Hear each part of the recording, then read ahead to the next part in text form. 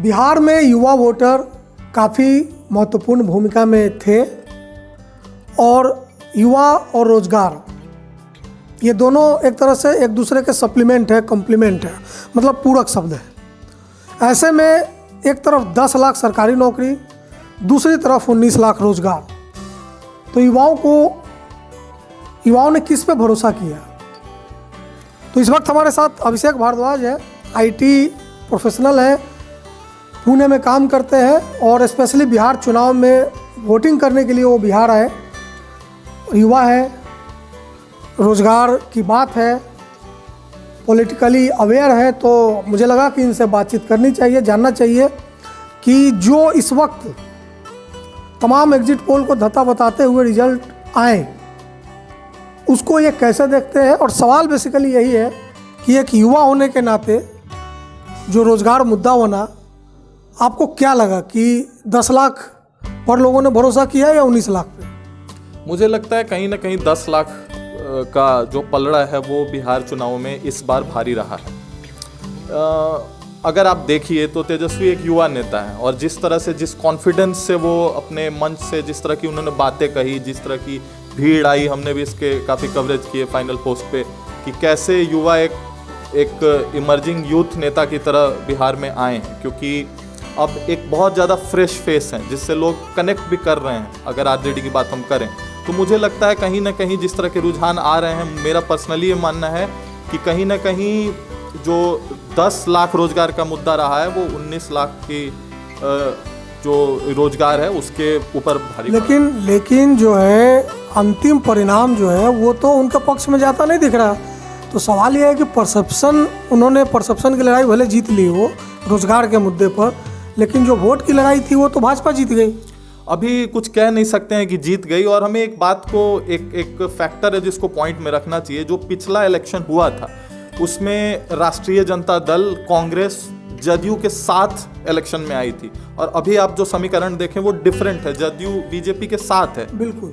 तो उसके साथ में ठीक कह रहे हैं आप, ये मतलब एक तकनीकी तौर पर बात सही है, लेकिन ओवरऑल जो उम्मीद कर रहे थे तेजस्वी यादव या राजनीतिक विश्लेषक कि ये मुद्दा भारी पड़ेगा और इस मुद्दे को वो भुना के सत्ता ले जाएंगे, लेकिन इसी मुद्दे को काउंटर करने के लिए भाजपा ने 19 लाख की बात की और वो अब जीतती दिख रही है।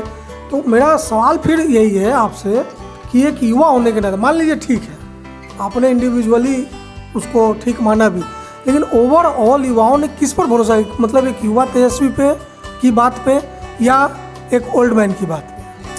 मैं मानता हूं कि अगर हम युवाओं की एक बात करें, जो आज स्थिति है, नौकरी की पद कितने रिक्त हैं आपको भी पता है। जिस तरह से अगर कोरोना काल में जैसे कि अगर इलेक्शन कराया जा सकता है जो कि एक महापर्व है, तो फिर समय समय पर रेगुलर इंटरवल्स पे रिजल्ट्स क्यों नहीं आते हैं? क्यों नहीं वो जो आप एग्जामिनेशन है उसको टाइम पे कर पा रहे हैं? ये भी हमें इसमें सोचना चाहिए। और ये तो इशू है, लेकिन इस वक्त हम लोग चुनाव परिणाम को लेकर के डिस्कस कर रहे हैं। उसका फैक्टर जो है वो चुनाव परिणाम पे आपको दिखा है। अगर हम यूथ के जो शेयर है, जो अभी तेजस्वी यादव का जो बैंक बन रहा है, वोट बैंक बन रहा है, उसमें मेरा मानना है कि कहीं ना कहीं जो युवा वोटर्स हैं उन्होंने उसमें, मतलब आप ये कह रहे हैं कि इसका फायदा धीरे धीरे उनको आगे भी हो सकता है? बिल्कुल। अगर एक लॉन्ग टर्म में हम देखें तो इसका बेनिफिट उनको बहुत ज़्यादा मिलेगा, क्योंकि एक तो युवा चेहरा है, ऊपर से रोजगार की बात को, चूंकि बिहार में और भी कई तरह की चीज़ें हैं जिनको फ्रंट लाइन पे ले आके बीजेपी और जदयू जो है चुनाव लड़ना चाहती थी, जैसे नेशनल इंटरेस्ट की बातें हैं, जैसे शराबबंदी की बातें हो सकती हैं। बट जिस तरह से, जिस कॉन्फिडेंस से तेजस्वी इस बात को लेके आए हैं, कहीं ना कहीं मुझे लगता है कि युवा उनसे जरूर कनेक्ट। मैं समझ रहा हूँ आपकी बात, आप तेजस्वी के फेस या उनके मुद्दे को लेकर के थोड़े से पैशनेट दिख रहे हैं, लेकिन जो अंतिम परिणाम है वो उसका फ़ायदा उठा पाए तेजस्वी यादव अपने 10 लाख के मुद्दे को?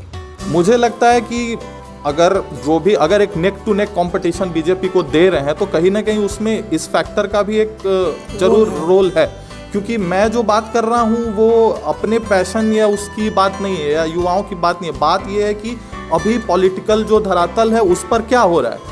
तो जो वोट तेजस्वी को गए हैं वो किस बेसिस पे गए? अगर वो नेक टू नेक अगर बीजेपी को टक्कर दे रही है तो कहीं ना कहीं हमें ये मानना होगा कि 10 लाख बिल्कुल उनके साथ है, युवा उनके साथ है। वो हारे या जीते अलग बात है, पर लॉन्ग टर्म में उनको इसका बेनिफिट डेफिनेटली मिलेगा। ये एक बहुत शानदार बात अभिषेक ने की कि ये चुनाव, मुद्दे का चुनाव बनाने में तेजस्वी यादव सफल हुए, और इस चुनाव में भले उनको वो फायदा नहीं मिल पाया या मिल सका जिसकी उम्मीद वो लगा रहे थे, लेकिन इनका ये मानना है कि लॉन्ग रन में उनको अपने इस एटीट्यूड और इस अनाउंसमेंट का इस मतलब और इस पे एक और मुद्दा है जो मैं बताना चाहता हूँ कि ये जो जाति की राजनीति है यहाँ पर, या फिर और जो भी नेशनल इंटरेस्ट, हमने यहाँ फाइनल पोस्ट पे भी कवर किया है कि बीजेपी बार बार नेशनल इंटरेस्ट के मुद्दों को सामने ले आके ये चुनाव लड़ना चाहती थी, उसमें इतने कॉन्फिडेंस के साथ इस चीज़ को ले आना भी यहाँ के यूथ को पॉलिटिकली अवेयर करेगा।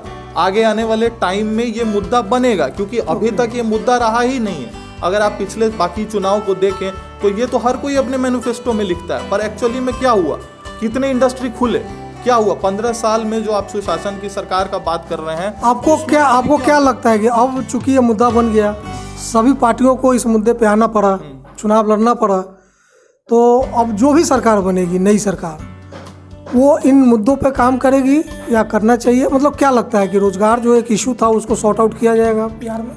मुझे लगता है कि जो भी सत्ताधारी पक्ष होगी इस बार 2020 चुनाव के बाद, उनको इस चीज़ पर, मुद्दे पर ध्यान देना पड़ेगा, क्योंकि अब नेशनल इंटरेस्ट की बातें या शराबबंदी ये पुरानी हो चुकी हैं। जो यूथ है वो एक बहुत बड़ा वोटर बैंक है। अगर आप पॉलिटिकली वो इसका एनालिसिस भी करें तो यूथ बार बार इस तरह की मुद्दों से भ्रमित नहीं होने वाला है। वो एक मुद्दा हो सकता है, पर रोजगार बहुत बड़ा मुद्दा है। तो ये जरूरी है कि जो भी सत्ताधारी पक्ष हो वो इस बात को समझे, और कहीं ना कहीं जो भी इंडस्ट्री की जो आज हालात हैं, जो रोजगार के हालात हैं, वो कहीं ना कहीं इस तरह के स्किल डेवलपमेंट को लेके या फिर वो जिस तरह से भी करें यो, और ये जो भाई एनी हाउ वो उनको इस मुद्दे पे काम करना पड़ेगा, क्योंकि ये जो अभी चुनाव हो के जो रिजल्ट आ रहे हैं और इसमें जो फैक्टर रोजगार बना है, ये आगे हर चुनाव को इन्फ्लुएंस करेगा। तो आपके कहने का मतलब है कि सत्ता चाहे जिसे मिले, तेजस्वी ने मुद्दों की लड़ाई को जीत लिया है। बिल्कुल, और मैं इसको जो यहाँ से पलायन होता है उससे भी कनेक्ट करके देखना चाहता हूँ। आज ये स्थिति क्यों आई कि कोरोना में लोग कह रहे हैं कि सुशासन बाबू सही से ये जो चीज़ है उसको हैंडल नहीं कर पाए, तो ये कहीं ना कहीं रोजगार से रिलेटेड। अगर यहाँ पे इंडस्ट्री रहेगी तो यहाँ के रोजगार करने के लिए लोग बाहर क्यों जाएंगे? ये सवाल हमें अपने राजनेताओं से आप आईटी प्रोफेशनल, आपको उम्मीद है कि जो भी सरकार है, तो अभी तो ये तय होना है, तो आपको लगता है कि आपको यहाँ रोजगार मिलेगा बिहार में? ये कम्प्लीटली मेरा मानना है कि जो भी सत्ताधारी पक्ष के लोग होंगे उनके इंटेंशन पर निर्भर करता है, उनके इंटेंशन पे भी निर्भर करता है। और इस बात को उन लोगों को समझ लेना चाहिए बहुत ध्यानपूर्वक कि अगर रोजगार का मुद्दा इस बार वो भुनाने में, मतलब रोजगार देने में या फिर इंडस्ट्री खोलने में या इससे रिलेटेड जो भी चीज़ें हैं उस पर अगर वो किसी तरह का फोकस नहीं कर पाए, तो मेरा मानना है कि अगली बार से ये समीकरण काफ़ी चेंज हो जाएगा। बिल्कुल, अभिषेक जी ने जो बात कही उससे एक दो पॉइंट्स बहुत शानदार निकले हैं। वो ये कि चाहे जो जीते जो हारे, जिसकी सरकार आए, मुद्दा तय है कि इसी पे काम करना है। अगर उस पर सत्ताधारी दल काम नहीं करेगी, सरकार काम नहीं करेगी, इसकी कीमत उसको चुकानी पड़ेगी। साथ ही तेजस्वी यादव ने जो मुद्दे तय किए हैं, इसका उनको लॉन्ग रन में फ़ायदा हो सकता है। बहुत बहुत धन्यवाद अभिषेक, आगे भी हम बात करेंगे। नमस्कार।